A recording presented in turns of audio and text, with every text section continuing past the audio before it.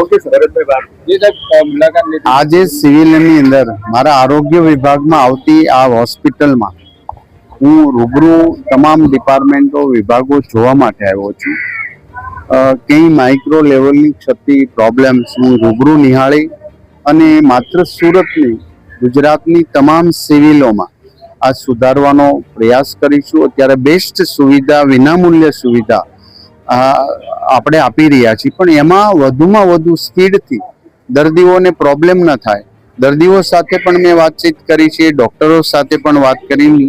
અંતમાં છેલ્લે મહત્વની જવાબદારી સંભાળતા ડોક્ટર સુપ્રિન્ટેન્ડન્ટ જોડે પણ હું મીટિંગ કરીશ. જે મને જોવા મળ્યું છે એ સુધારવાની ટકોર કરી અને સુધારવું જ પડશે એ પ્રકારની અમે પ્લાનિંગ કરીશું. અને આ માત્ર સુરતની, ગુજરાતની તમામ હોસ્પિટલમાં આ બાબતની હું એમને માર્ગદર્શન સાથેનો સૂચના અપાવીશું. પાણી પીવાના પ્રાથમિક બેઝ ઉપર ગરમી હોય તો પંખા વગેરેની વ્યવસ્થા, ક્યાંય પણ એકાદો પંખો બંધ હોય, કંઈ પ્રશ્ન હોય, એસી જે હશે તે આજે તો હું સૂચના આપીશ, પણ 2 દિવસની અંદર તમામ પ્રકારની વસ્તુ સ્થળ ઉપર શરૂ હોવી જોઈએ.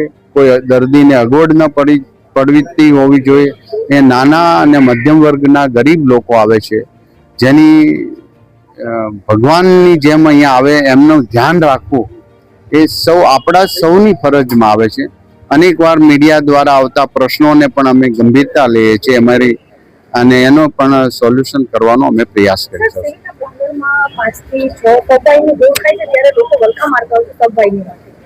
બિલકુલ, સબવાહિની વગેરે જે એ પણ હું મારા ધ્યાને આવ્યું છે. ચોક્કસ પ્રકારે હું હમણાં એમના ડ્રાઈવરની વ્યવસ્થા છે નથી, નહીં હોય તો કરીશું. પણ ગરીબ દર્દીને વિનામૂલ્યે સારવાર મળે એવો મારો પોઝિટિવ ઘણી વાર એમને ઊભું રહેવાનું કહ્યું હોય અને એમને ઉતાવળ હોય કે એમના દર્દી સગા સંબંધીઓ જાતે જતા હોય, પરંતુ એ ઉચિત નથી. એ ઉચિત નથી.